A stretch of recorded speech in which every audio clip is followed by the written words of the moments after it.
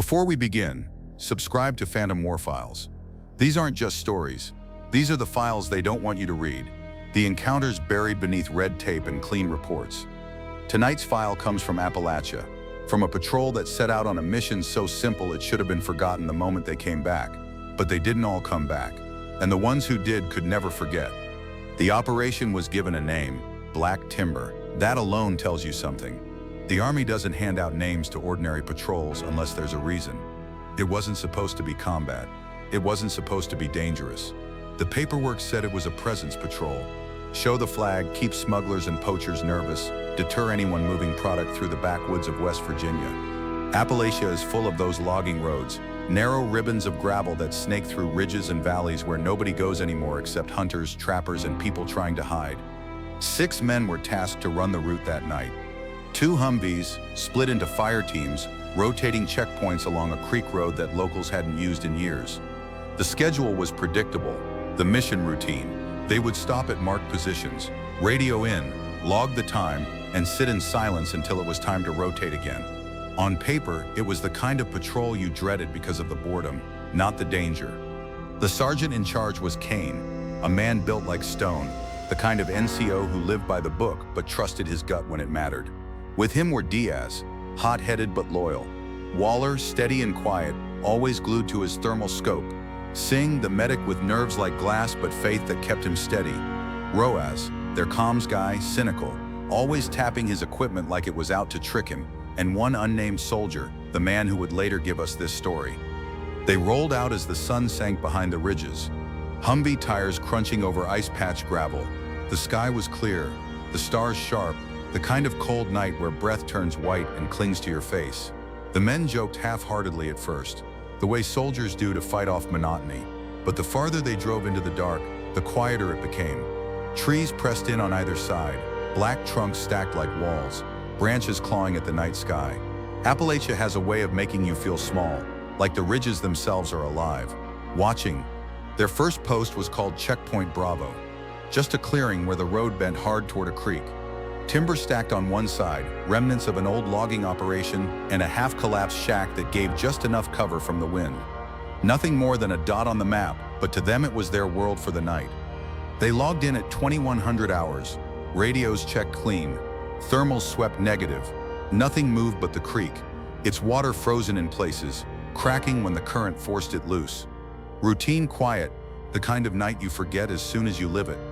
Except for one thing. The woods didn't sound right. Normally, even in winter, you hear something. Owls, coyotes, the skitter of small game. That night, it was silent. Silent enough that every crunch of their boots, every click of a rifle safety felt too loud. Silent enough that when the wind shifted, they all stopped and looked at one another like they'd heard a voice. But they said nothing. Men on patrol don't talk about feelings. They just pull their jackets tighter, sip stale coffee from canteens, and keep their eyes on the dark. One of them scribbled in the logbook, "Cold wind from north 2140, no activity," a routine entry, a line that would mean nothing to anyone reading it later. But for the men who stood in that clearing, rifles in hand, it meant everything, because they already felt it. Something was wrong. When the first sound came, it wasn't what they expected. Not a gunshot, not an animal, just a knock. One deep and hollow, like a tree trunk being struck with a bat. It echoed through the timberline, carrying farther than it should have. Then another knock, just as deliberate. The men froze. No one reached for the radio. No one said a word, because every one of them knew that wasn't natural. It wasn't random. It was communication. Diaz's hand shook against his rifle grip. Singh muttered a prayer under his breath. Waller swept the thermal again, reporting negative, only trees. The sergeant held up a hand. Discipline. Wait. Don't move. And the forest obeyed. The knocks stopped. The silence returned. Only this time it was heavier, thicker, pressing against their ears until it hurt. No crickets, no owls. Not even the creek. Just stillness. Then came the smell. It rolled in like fog. Wet dog mixed with copper, sharp and bitter enough to sting their throats. One soldier gagged, covering his mouth with his sleeve. Diaz whispered, "Something's out there." The sergeant said nothing. He just tightened his grip on the rifle and stared into the timberline, waiting for a shape to move. That was the first night of Operation Black Timber. A mission that should have been nothing, a patrol that should have been forgotten. Instead, it was the beginning of a story command would spend years trying to bury. Because out there in the Appalachian dark, the soldiers weren't alone. Something was watching, and it wasn't human. The logbook from that first night is simple. Just a handful of entries. Cold wind, coyotes to the west, faint smell, nothing extraordinary, but what those pages don't capture is the weight pressing down on every man at that checkpoint. They were trained to sit through long nights. They'd done it before, but Appalachia has a way of shifting when the sun goes down. You don't just see the dark, you feel it. The knocks had stopped, but they hadn't gone away. The silence that followed was louder than gunfire. Each man stood there in the clearing, listening so hard it hurt, waiting for the next sound, the next sign. When it finally came, it was worse than any of them imagined. At first, it was just a rhythm under the snow. Steps, heavy, deliberate. Too heavy for a man, too far apart for a deer. Each one landed like it was driving straight into the soil beneath the roots. Slow, measured, patient. Diaz raised his rifle, eyes wide, his knuckles white against the grip. He mouthed a single word, truck. The sergeant shook his head. No engine, no gravel under tires, no sound of gears or chains. Just those steps, getting closer. The men tightened formation, rifles trained on the tree line. Their breath fogged in the cold air, hanging in front of them like smoke. The smell hit again. Wet fur, copper, stronger this time. Thick enough to coat their tongues. One man gagged. Singh muttered under his breath. Prayers tumbling out in a language the others didn't understand but felt in their bones. Then the shape appeared. At first it was just a shadow deeper than the others. Broad, tall, wrong. The moonlight caught its outline, and for the first time the men realized they weren't staring at a trick of the trees. Shoulders too wide, arms hanging lower than any man's, the head tilted to the side, studying them like prey. One soldier nearly fired. His finger rested against the trigger, stiff, trembling. But Kane, the sergeant, barked a single word, hold. The figure stood there, still, silent, breathing, deep, slow, controlled, like a bellows pumping air through an invisible forge. Every exhale fogged in the moonlight, drifting across the snow.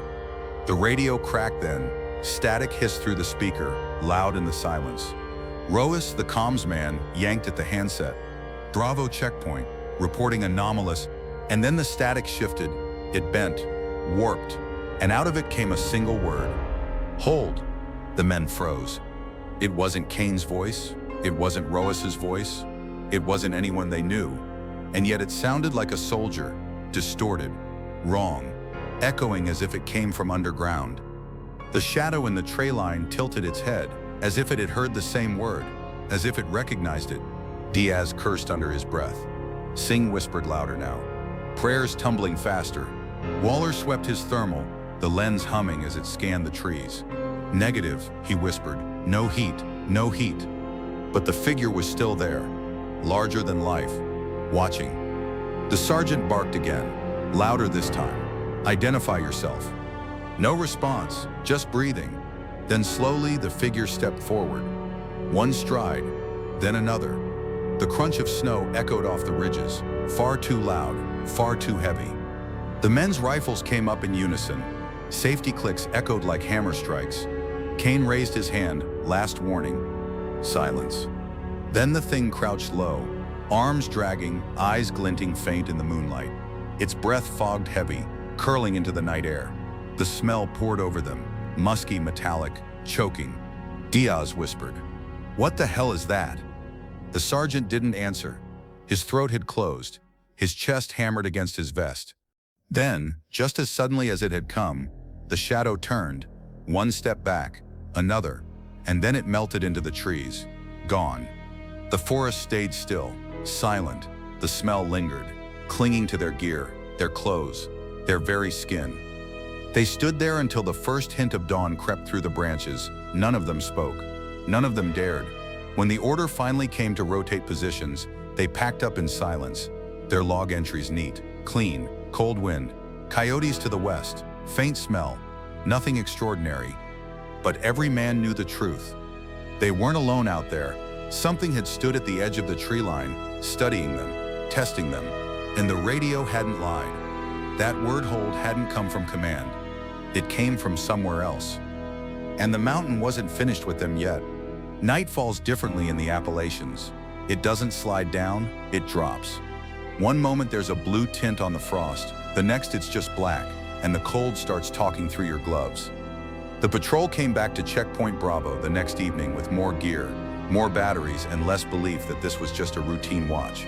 They didn't say that out loud, but it showed in the way they moved. Quieter, tighter, like a rubber band drawn one pull too far. Kane split them into the same rotation, 2 on the road, 1 on thermal, 1 on the radio, switching every hour. Waller hugged the thermal like a lifeline. Singh checked his aid bag twice, then once more, touching each item as if the order itself might keep them safe. Diaz stood with his rifle tucked into his shoulder and said nothing at all. The first hour was wind and creek, and the scrape of boots. They wrote the little things in the logbook, because that's what you do when you don't have big things yet. 1815, wind north. 1840, coyotes west. 1900, creek cracking the ice. It read like a weather report, and for a few minutes they let themselves believe that's all it would be. At 1935, the smell came back. It didn't rush them, it seeped in. A sour musk, wet fur and metal, old pennies soaked in dog water. It curled into the back of their throats. Singh pinched his nose and blinked hard. No one joked. No one called it a bear this time. Diaz wrote a single word in the book, dog, and the ink line shivered like his hand had trembled. Thermal? Kane asked, without looking. Negative. Waller answered, already sweeping. Negative, negative. He kept panning after he'd finished talking, which told the truth better than the word did. At 2100, the routine itself began to feel like a lie. They rotated posts. The radio hissed and settled. Kane checked in from the other checkpoint down the road. Voices sounded normal on the net, and that helped. Any sound that wasn't the forest felt like company. Then the small things began to stack. At 2:14:45, 2 chem lights glowed low along the timber stack, where there had been 3. The snow beneath was unmarked. No boot tread, no drag line, no scuff. One light was simply not there anymore. Diaz stared at the bare patch of wood and said nothing. The unnamed soldier drew a blank box in the margin of the log and wrote, "One missing." It was a quiet admission that something had moved inside their perimeter without leaving a footprint. At 22:10, a new sound started. Not the heavy knocks from the night before. Something smaller, stone clicking on stone. 3 taps, pause, 2 taps, the pattern held. It wasn't frantic, it wasn't random. It was patient, like someone trying a lock they expected to open. Left ridge, Diaz whispered. Thermal? Kane? Negative. The clicks kept on for nearly 10 minutes, far enough to make them wonder if they were imagining it, close enough to feel personal. When it stopped, the silence rolled back in like a tide, and with it a pressure that made the men breathe shallow, as if deep breaths might offend the trees. At 2300, the lieutenant's voice broke the net. Bravo, Satrap. Kane answered for them. Minor anomalies logged, no contact. He was careful with the words, as if the radio itself were listening. Stay disciplined, came back. Remember your rules of engagement? Diaz's mouth twitched, not quite a smile, not even close. Rules against what? He whispered. No one replied. Midnight hit, and the forest changed. If you've never felt it, it's hard to explain. It's like the world drops a blanket over every sound. The creek went mute, the wind turned off. Even the cold felt different. Closer, as if the air itself had crowded in to watch. They all felt it. Soldiers don't need to talk to know when a thing isn't right. The smell thickened, not a hint now, a presence. It coated their tongues, climbed into their noses, settled into the fabric of their jackets. Singh gagged once into his sleeve and apologized under his breath to no one in particular. Waller's scope whirred, glass catching the faintest glimmer of their own breath, and nothing beyond it. A branch broke somewhere inside the trees, not a dry twig snapping under a rabbit. A clean twist like 2 hands had taken hold and turned until the fibers gave. Another break followed on their right, then one behind them. They weren't random, they were spaced, a circle tightening in slow motion. It's probing, Diaz said, too softly for the radio to catch. The sergeant lifted his hand, palm out, hold. The gesture grounded them more than any word could. The logbook filled with small handwriting. Branches, 0012. Odor stronger, thermal negative. Creak silent. The page looked calm. The man writing it was not. At 0100, the scream came. It wasn't a sound you could point at and say, that's animal. It wasn't human either. It rode 2 pitches at once, high enough to scratch the inside of your skull, low enough to shake your chest plate. It rolled over the ridge and through them, and for a second, every man in that clearing forgot how to breathe. Singh whispered into the crook of his arm. A prayer spilled in fragments. Diaz's knuckles went white on his rifle. Waller flinched and then forced the lens back to his eye like a penitent, returning to a painful duty. The radio clicked to life. The unnamed soldier keyed it with hands that didn't feel like his own. Audio contact, unknown source, coordinates approximate. He didn't trust his voice to say more. The scream tapered off, not into echoes, but into absence. The silence after sounded wrong, like a room remembering it had been full a moment ago. They rotated again because the schedule said they should. 2 men moved, 2 stayed. The small ritual of motion kept their hands from shaking. Somewhere between 0200 and 0300, time stopped behaving. Minutes stretched into long rooms they had to walk through. Then they tripped and found themselves 10 pages later in the log, without remembering the writing. When the hour turned, the unnamed soldier wrote a line he knew he shouldn't. It knows we are here. He stared at the words like they belonged to someone else. He thought about crossing them out. He didn't. He closed the book and set it down with care, like noise might break it. They stood their posts with the kind of quiet that has nothing to do with discipline and everything to do with fear that has matured into respect. No one said they were being hunted. No one said the mountain was alive. Soldiers don't speak in metaphors when the dark is listening. What they did say, in the language of their hands, and the way they divided their gaze, and the way they set their boots, was simple. We are still here. The forest did not answer. Not with sound. Not yet. By the 3rd night, the routine had become theater. Radios checked, rifles cleaned, batteries swapped, logbook opened. Thermal scanning, everything by the book. But behind every step was the unspoken truth. They weren't here to watch smugglers anymore. They were waiting for whatever had marked them. Kane didn't waste words. He gathered the men by the Humvees, laid out assignments with clipped precision, and handed the logbook to the unnamed soldier. Write everything. Time, direction, sound, smell. Don't trust memory. His voice carried authority, but even he knew the act of writing was less about reporting and more about proving they hadn't lost their minds. They rolled out near dusk, headlights cutting tunnels through skeletal trees. The ridges closed in, snow falling in powder bursts that dissolved on the windshield. The road twisted until they reached the same clearing, the timber stack leaning, the shack collapsing a little more each night, the creek muttering under ice. It was the same place, but the men knew better. This wasn't ground they held. It was ground they were being allowed to stand on. They settled in, radios clean, net steady. Waller and Roas climbed to the ridge to reset the relay antenna. The rest stayed near the timber stack. Diaz's eyes never left the tree line. Singh unrolled his gloves, stuffing chemical warmers into the palms like charms. The first hour passed in brittle silence. The logbook filled with neat, hollow entries. 1810, wind east. 1825, faint movement of branches. 1830, creek high. But they weren't writing what mattered. They weren't writing how every shadow seemed to lean closer, how the silence flexed like lungs holding a breath. At 1900, the relay came alive.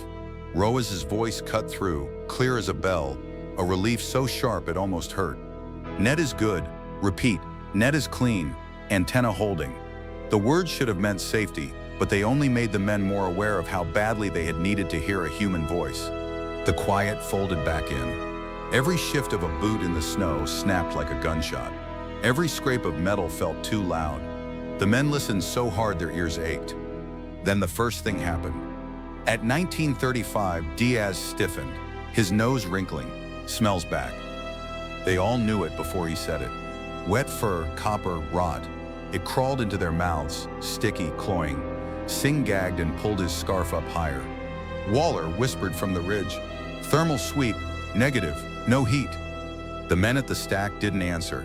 They already knew the machine couldn't see it. The logbook entry was short, 1935, odor present. No other words could fit what it was. At 2000, the clicks began again. Stones on stones, deliberate, spaced, like a code tapped out by someone who wanted them to answer.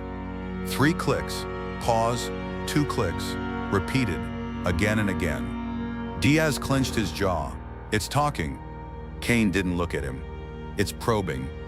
The clicks moved farther left, then closer right, then behind them. Not random, not scattered, coordinated. Waller's voice cracked over the net, still negative. No one believed him. By 2100, the silence came down like a curtain, the kind that weighs on you, pressing against your chest. No wind, no creak, even the snow seemed to stop falling. The forest wasn't empty, it was watching. And then the shape returned. It stepped out from the tree line, just far enough that moonlight painted its outline. Tall, broader than any man, shoulders hunched forward, arms brushing against its knees, the head tilted again, the same unnatural angle, like a predator studying a cage. The men froze. Rifles came up in unison. Kane barked, "Identify! Identify!" The shadow stood silent, breathing, deep, slow, steady. The radio hissed, static, then the voice again. "Hold." The same distortion, the same unnatural weight in the word. The figure's head jerked at the sound, like it had heard its name. Diaz's breathing quickened. His rifle trembled. Kane snarled, "Negative fire, negative." The shadow crouched low, knuckles scraping the snow. The smell poured over them, stronger than ever, suffocating. Diaz whispered, "It's not human." The figure shifted closer, one long stride, snow crunching underfoot. Kane's finger tightened on his trigger. The air throbbed with tension. Every man in that clearing balanced between instinct and discipline, between fear and training. Then, without warning, it stepped back. One stride, another, and it was gone. The trees swallowed it like water swallowing a stone. The forest remained silent. The smell lingered. They stood in place until their muscles ached, rifles still raised, waiting for the next move, but none came. When dawn broke, the men packed up in silence. The logbook read, 1935, odor present, 2000, stone clicks, 2100, anomalous silhouette, no contact. Neat, clean, forgettable. But the truth was louder than anything written. The patrol had seen it, heard it, smelled it, and the mountain had spoken back. This was no longer a patrol. This was a test. And the men of Operation Black Timber were failing. The 4th night of Operation Black Timber was the one that broke them. The men returned to Checkpoint Bravo because orders told them to, but in their bones they already knew the truth. They weren't running a patrol anymore. They were bait. Kane tried to carry himself the same way, stern voice, squared shoulders.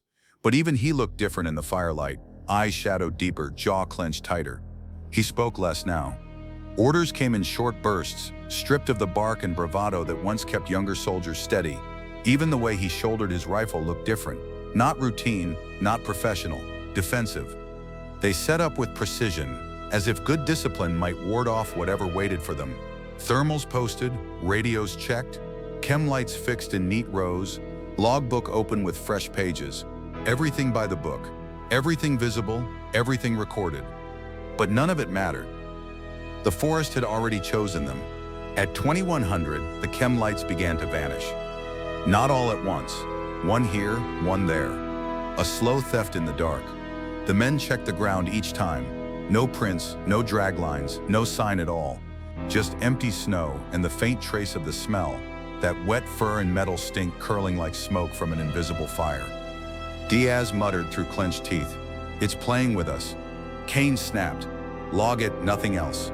But writing it down didn't change the truth. The mountain wasn't passive. It was active, watching, testing. At 2230, the knocks returned, louder, closer, answering each other across the ridge like messages traded in a language older than the men could imagine. One knock, then 2, pause, another from behind them. The logbook line read, "Knocks circling, multiple sources." No one said it aloud, but everyone thought the same word, surround. The silence returned then, thicker than before, pressing against their ears until their own breath sounded like thunder. And then it came. A scream. Not like the layered cry they'd heard before. This was sharper, closer, tearing through the trees with such force the men dropped into firing positions automatically. Diaz's rifle came up, his eyes wild. Kane's voice cut across the net, negative fire until confirmed. But Diaz's discipline was gone. He'd stood in the stink, heard the knocks, seen the shadows too many times. Fear boiled over, and instinct won. His finger clenched. The night split open. Muzzle flashes lit the timber stack. 3 sharp bursts tearing into the dark. Tracer rounds slashed green lines across the trees. Bark exploded. Snow erupted. The roar of gunfire filled the silence with chaos. The shadow moved. Not like a man, not like an animal. It moved with speed that didn't make sense. Too fast for something so massive. A blur of fur and muscle veered away from the bursts, weaving through trunks, closing distance in half the time a human could have crossed it. Diaz fired again, panic spilling from his rifle. Brass casings rattled across the snow. His barrel jerked uncontrolled, spraying rounds into the night. Kane lunged, seizing the weapon, dragging the muzzle down. "Cease, cease," his voice cracked, ragged with fear. But it was too late. The timber stack shuddered. Logs clattered, one rolling free and slamming into the snow at their boots. The pile shook again, as if something massive had slammed into it with impossible strength. The smell washed over them, heavier than before, thick enough to choke. "Thermal?" Kane barked. "Negative," Waller shouted, voice breaking. "Negative, still negative." The men braced, rifles aimed, eyes wide. Silence. The stack stopped shaking. The forest froze again. Diaz stood panting, chest heaving, his rifle trembling in Kane's grip. His eyes darted, wild, terrified, searching for something, anything to make sense of what he'd seen. Then they heard it, a low growl. But not from the timberline, from above. They tilted their heads back in unison, rifles following their eyes. And there it was, crouched on top of the timber stack, silhouetted against the faint starlight, massive and hunched, shoulders broad as a doorway, arms too long, fur matted and dark. Its head tapered upward, not quite human, not quite animal. And its eyes glowed faint, unnatural, reflecting light that wasn't there. The growl deepened. It wasn't just sound, it was vibration. It ran through the ground, through their boots, into their bones. Teeth rattled, knees buckled. The unnamed soldier felt his chest seize as if the mountain itself had pressed its hand down on him. Then it moved. Not down at them, away. With a single bound, it leapt from the timber stack into the trees, clearing distance no human could dream of. Branches cracked, snow fell in powder cascades, and then it was gone. The silence that followed was worse than the growl. Diaz whispered, voice broken, "It's real, it's real." The radio hissed. Static swelled. And then Diaz's voice came through. Not panicked, not ragged, calm, flat, hold. Every man froze. Diaz stood right there among them, gasping, trembling, but his voice had come through the net, and it hadn't sounded like him. For a long handful of seconds after the radio spoke with Diaz's voice, no one moved. The only sound was the hard tick of cooling metal from the Humvee and the whisper of snow loosening from the pines. Diaz stood among them, breath ragged, eyes blown wide. He shook his head once, like a man trying to clear water from his ears. Ro was swallowed. "Say something. Your call sign." Diaz opened his mouth, but nothing came out. The handset in Roaz's fist hissed again, softer this time, like a held breath escaping. And then the same voice, Diaz's voice but scraped flat, repeated the word hold. Kane's tone cut clean through everything. "I'll authenticate." He snapped the challenge, one of those dumb little words they rotate to prove you're you. Silence, only static, like cloth being rubbed together right against the mic. Kane didn't wait for it to get worse. Positions, tighten up, eyes up, barrels low, nobody breaks. It didn't matter.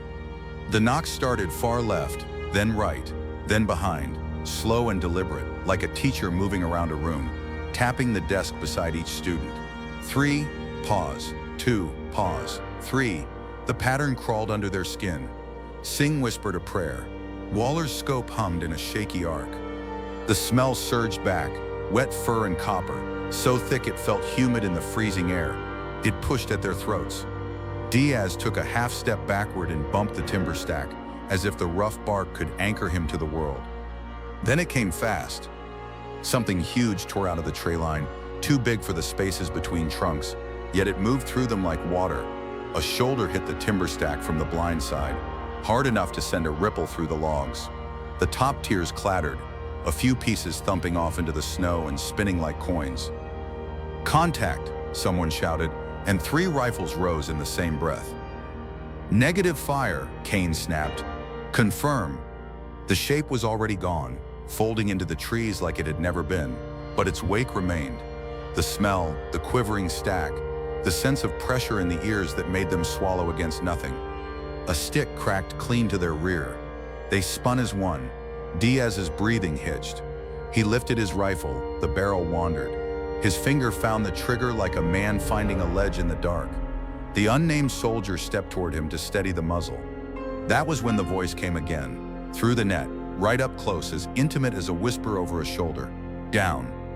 It was Diaz's word, Diaz's cadence, how he'd said it 100 times on ranges when he nudged a buddy's sight picture low, but it was wrong around the edges like a mouth learning shapes it wasn't built to make.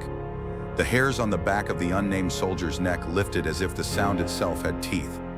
"Authenticate," Kane repeated, cold. Silence. Then the undertone, the second voice too low to be a man, tried to rise and failed. Static like a growl. Diaz's eyes watered. "Make it stop," he said, and his own voice sounded borrowed. Something slapped the snow behind the stack, flat and heavy, not a footfall but a handfall, fingers splaying. The timber shifted. A little ridge of powder crawled up the bark like skin puckering. "Back, 2 steps," Kane barked. "Stay as a wall." They moved. Trained motion, heel to toe, rifle still, eyes scanning, but fear makes even discipline stutter. Diaz drifted off the line by a shoulder's width, then another. The unnamed soldier slid to fill the gap, palm out to guide him. The smell hit like a wave right then, strong enough to sting eyes. Diaz flinched away from the hand that wasn't touching him, away from help, and in the split second of confusion, the dark beside him changed shape. Later, they would try to explain it. They would argue whether they saw a forearm or a torso, or only the place where the dark grew thicker, and none of their words would sit right. But all of them agreed on the suddenness.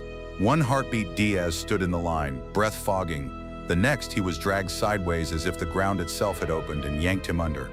He shouted once, short, raw, more surprise than pain. And then the sound vanished, not faded, vanished, as if the trees had clapped a hand over his mouth from inside. Kane lunged, fingers catching a strap and tearing it free. The strap fell limp.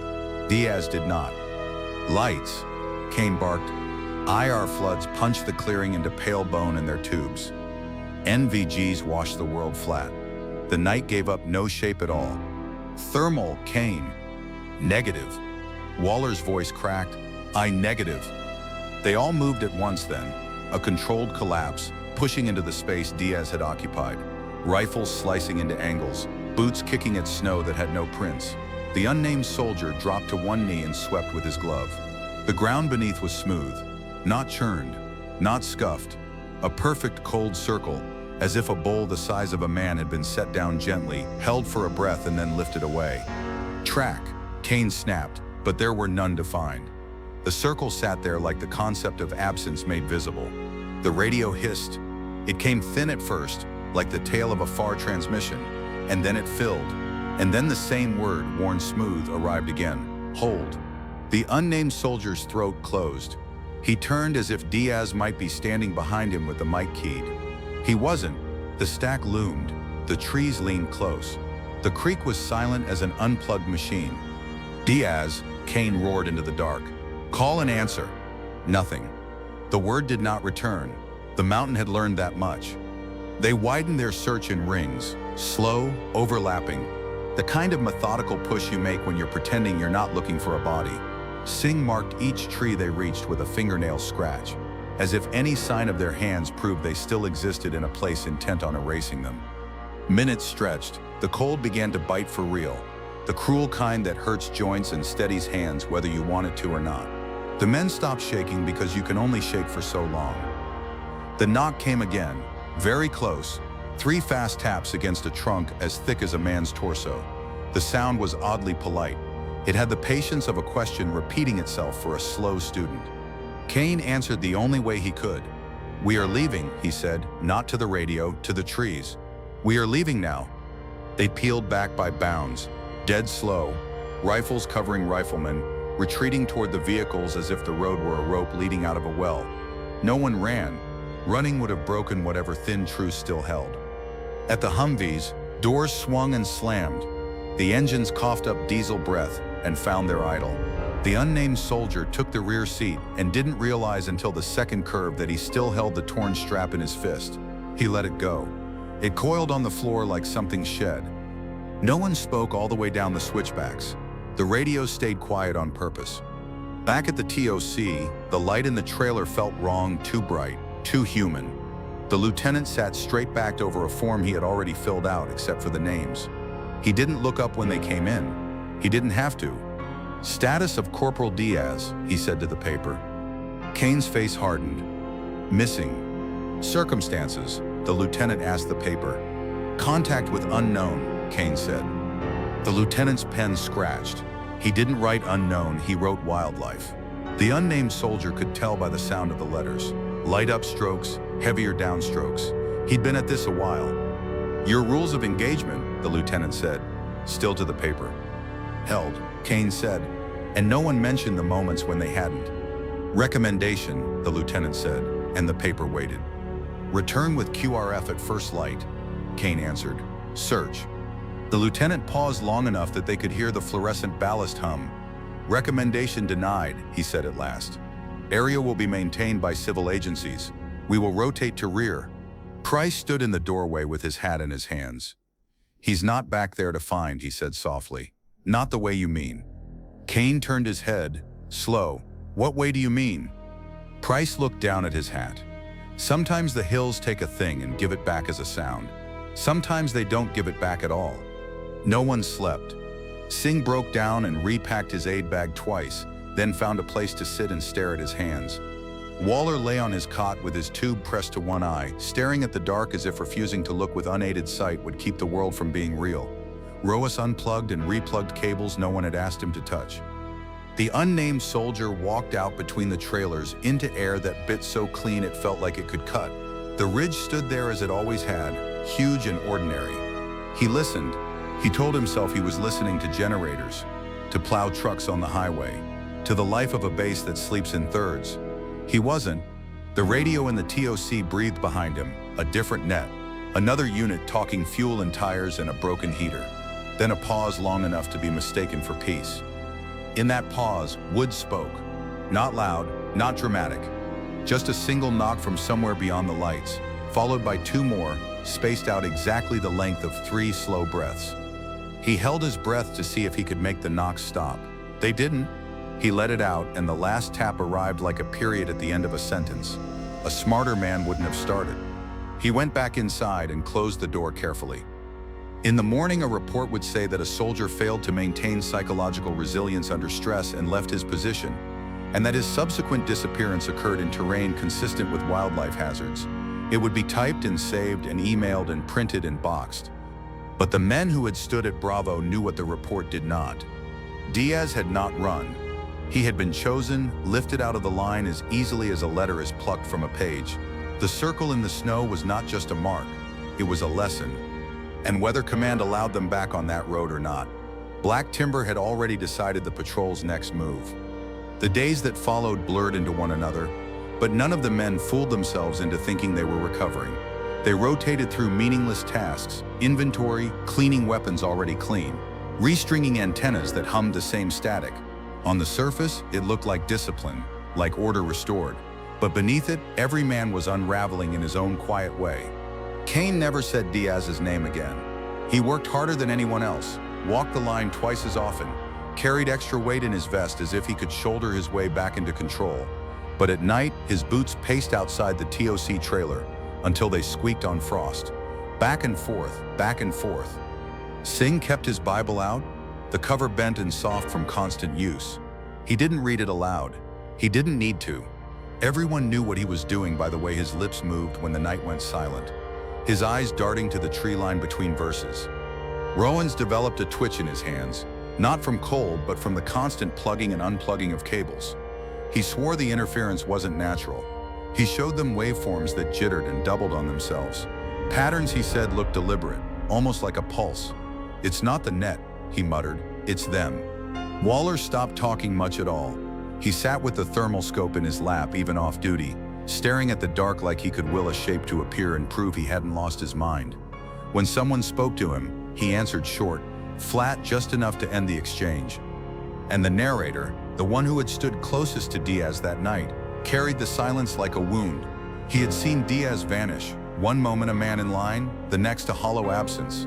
The circle in the snow haunted him more than the knocks, more than the smell, more than the distorted voice on the net.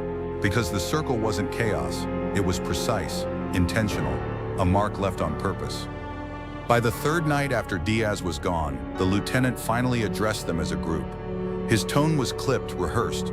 "Corporal Diaz is listed as AWOL until evidence confirms otherwise. This unit will not pursue unsanctioned operations into the Black Timber sector. We have been reassigned to support logistics on the southern corridor, effective immediately." He might as well have said, "Forget him. Forget what you saw." Kane's jaw worked, but he didn't argue. Not on the record, not in front of the lieutenant. But when the officer left the trailer, Kane turned to his men. His eyes were flat and cold. Orders don't change what happened. Diaz didn't walk. He was taken.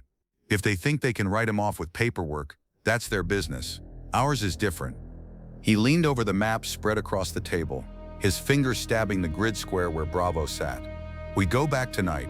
Not on paper, not on the net, just us. We find what's out there, or we make damn sure it knows we won't be erased as easy as Diaz." No one argued. Even the narrator, who wanted nothing more than to forget, found himself nodding. It wasn't loyalty to orders that bound them anymore. It was loyalty to each other and to the fear that if they didn't act, the next disappearance would be one of their own. They geared up heavier than before. Every man carried full combat load, magazines stuffed into every pouch, grenades clinking on vests, chem lights taped to helmets. Kane strapped the M2049 across his chest like a promise. Roas carried extra batteries for the radios, even though he knew in his gut the static would come no matter what. Singh packed his aid bag until the seams strained. Waller wiped the thermal lens with trembling hands but said nothing. The narrator drove. The Humvee rattled over ice as they climbed toward Bravo, the headlights carving tunnels through the dark. Each bend in the road felt like it might be the last safe place, the last chance to turn back. But no one said stop. They parked short of the old timber stack this time, tucked in a hollow where engines could be cut without line of sight from the woods. The air was knife cold, sharp enough to burn lungs. Snow squeaked under boots as they dismounted. The night was too quiet again. No wind, no creek, no life. Kane raised a fist. "Halt." They listened. The forest held its breath. Then it started, the knocking. Not distant this time, not polite, loud, direct. 5 knocks in a row, like a fist slamming into a door. The sound rattled the timber stack until loose bark drifted down. Singh whispered, "It knows we came back." The smell rolled in, worse than before, thicker like rot and iron, like a slaughterhouse left to freeze. Men gagged into sleeves, eyes watering. The radio crackled. Static filled their ears, then a voice, not Diaz's, not command, something lower, deeper, layered. It spoke one word, the same word as always, stretched and warped until it shook in their teeth. "Hold." Kane bared his teeth. "We don't hold." And he gave the signal. Flares shot into the air, bursting red and white, washing the clearing in ghost light. Rifles snapped to shoulders, tracers hissed out in green arcs. The timber stack shook as rounds chewed into it, bark exploding into splinters. The forest came alive in thunder. And then, movement. Not one shape, not two, but many.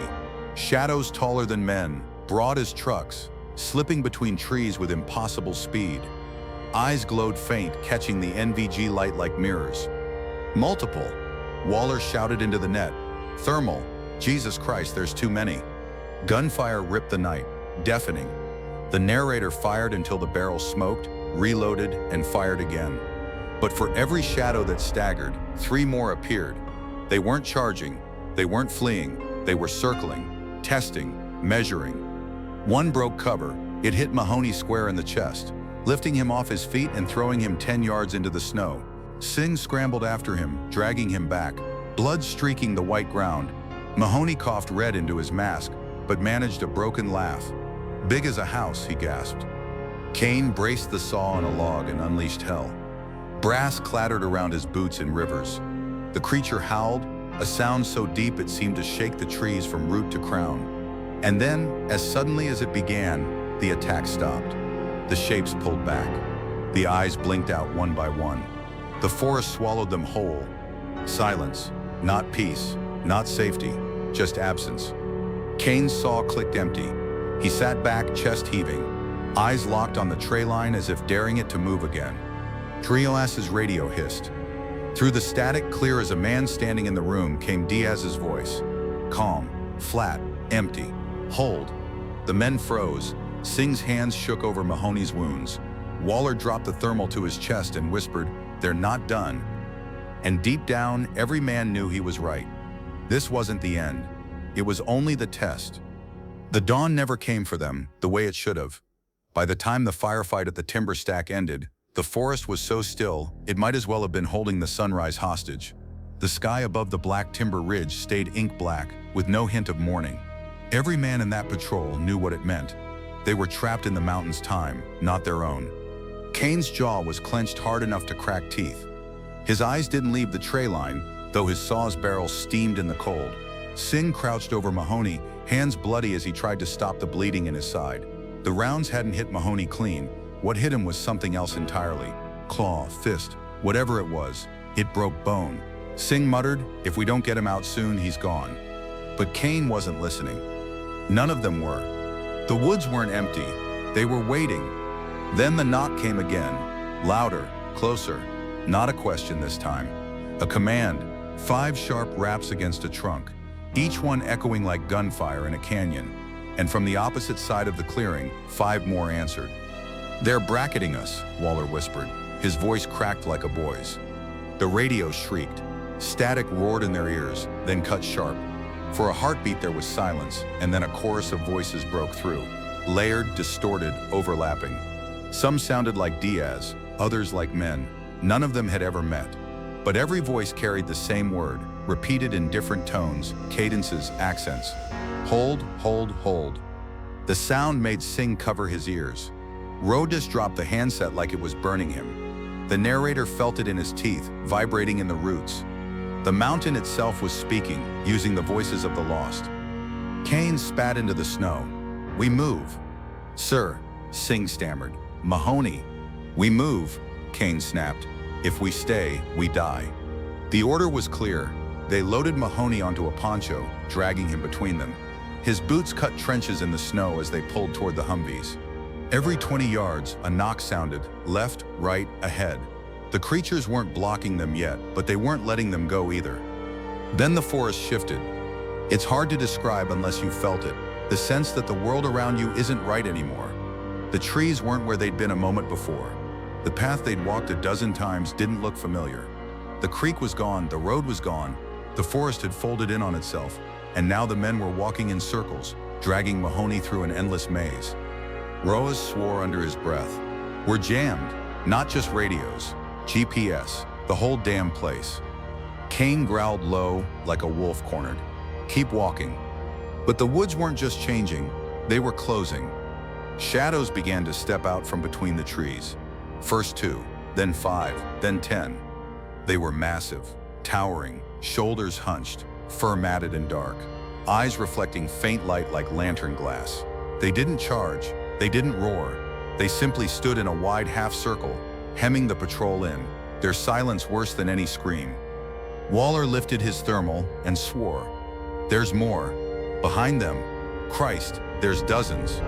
The narrator's throat closed. He gripped his rifle tighter, finger hovering on the trigger, but Kane lifted a hand. "Not yet. Not yet." The creatures moved as one, a ripple through the tray line. They weren't random beasts. They were a formation, a unit. soldiers of something older and larger than any army manned by flesh and blood. One step forward, bigger than the rest. Its chest scarred, one arm longer than the other. It leaned close, eyes gleaming pale, and when it opened its mouth, the sound that came out froze the blood in every man present. It wasn't a growl, it wasn't a roar, it was language. Broken, distorted, but language. Hold. The word didn't come from the radio this time. It came from its throat. Deep, layered, impossible, but clear. Singh crossed himself. God help us. Cain raised the saw. I don't need God, he growled. I need blood. He opened fire. The saw roared, tracers stitching the dark. The patrol joined in, rifles hammering, grenades popping, the night exploding into fire. Shadows flinched, staggered, dropped, but for every one that fell, two more stepped forward. The air filled with the stench of burnt fur, copper blood, cordite. Mahoney screamed as a shadow barreled past, swiping at the poncho. Singh dragged him back, firing one-handed muzzle flash lighting his terrified face. Waller cursed, swinging the thermal in every direction. Heat signatures everywhere, impossible to count. The lead creature took the brunt of the fire. Bullets tore chunks from its shoulder, ripped fur from its chest, but it kept coming. Its arms swung like a tree trunk, smashing Cain off his feet. The saw clattered into the snow.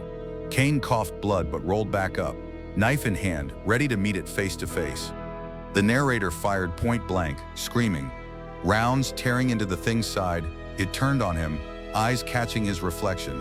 And in that split second he knew, it wasn't just watching him. It was inside him, studying him from the inside out. The creature leaned close, breath hot and rancid, and whispered not in its own broken tongue, but in Diaz's perfect voice, hold. The narrator's hands shook so hard, his rifle slipped. He hit the snow, gasping, the word echoing in his skull. Cain roared and plunged the knife into the creature's chest. It bellowed, a sound like a collapsing mountain, and staggered back. Blood, dark, thick, wrong spilled across the snow. For a heartbeat, it looked like maybe, just maybe, they could win. Then the knocks began again. Hundreds of them, all around. The sound of an army, fists pounding the trees in rhythm. The patrol froze. Every man knew the truth. What they'd seen so far, these dozen, these 20, wasn't the horde. It was just the front line. The forest was alive with them. Cain's eyes were wild, teeth bared in defiance. Back to the creek, he barked. Move, move. They dragged Mahoney, stumbling, firing, retreating. The creatures pressed close, shadows darting in and out, claws flashing, eyes glowing. The knocks grew louder, faster, until the sound was a drumbeat, a war march rolling across the black timber. And then, as they broke through the last wall of trees, light. The creek was there, the road was there, the Humvees sat where they'd left them, frost still clinging to their hoods. The forest behind them hissed with static and growls, but none of the creatures crossed the line of the creek. They stood in the trees watching, dozens of eyes gleaming, waiting. Cain collapsed against the hood, coughing blood, knife still in his hand. They let us live, he rasped. They could have finished us. They didn't.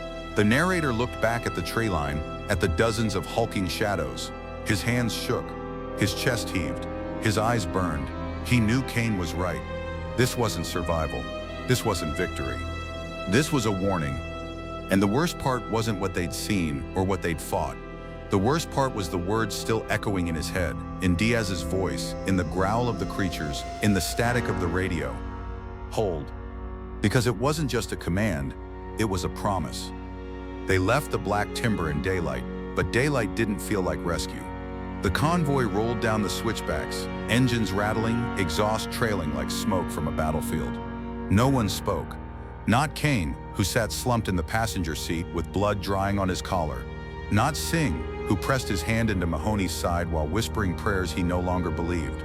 Not Waller or Roas, who stared out the windows like the trees might follow.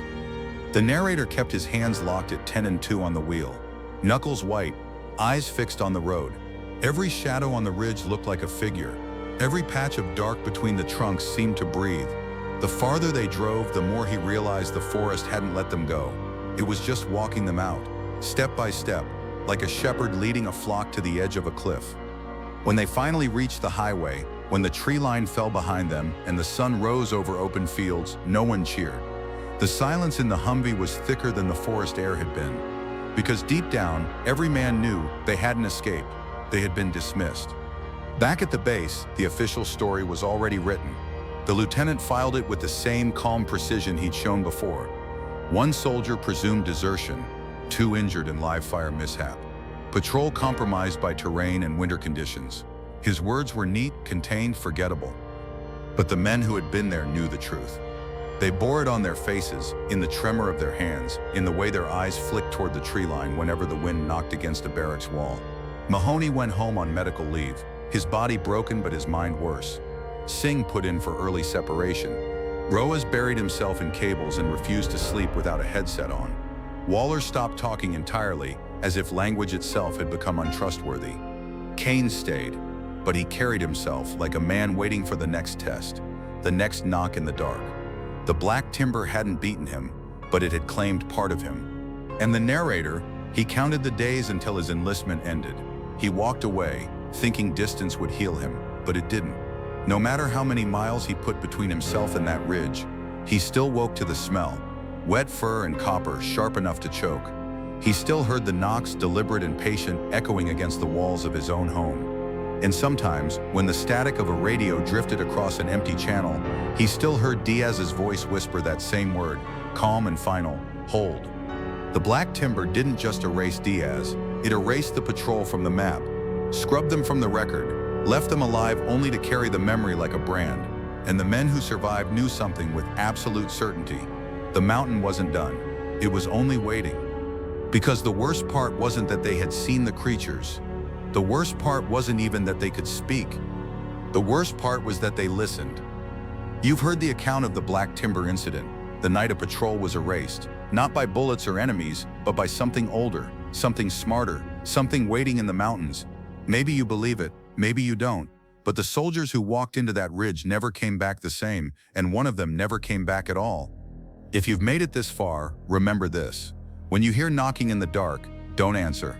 When the radio whispers with a voice you know is gone, don't reply. And if the woods ever tell you to hold, you'd better pray that it's not already too late.